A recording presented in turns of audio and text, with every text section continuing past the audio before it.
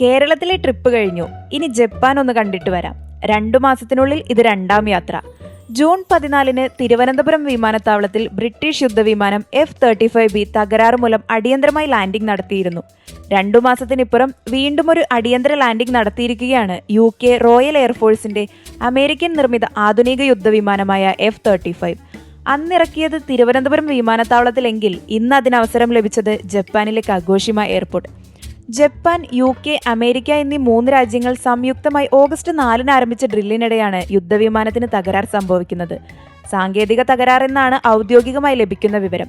പക്ഷേ ഇതത്ര നിസ്സാരമായി കാണരുതെന്നും ഇതിൽ സുരക്ഷാ ഭീഷണി ഒളിഞ്ഞു കിടപ്പുണ്ടെന്നുമെല്ലാം അഭിപ്രായങ്ങളും വരുന്നുണ്ട്. അടുത്തിടെയായി ഉണ്ടാകുന്ന തകരാറുകൾ ഈ സംശയം വർദ്ധിപ്പിക്കുന്നു. നീണ്ട 39 ദിവസത്തെ വാസത്തിനു ശേഷമായിരുന്നു തിരുവനന്തപുരം എയർപോർട്ടിൽ നിന്ന് അന്ന് യുദ്ധവിമാനം യാത്ര തിരിച്ചത്.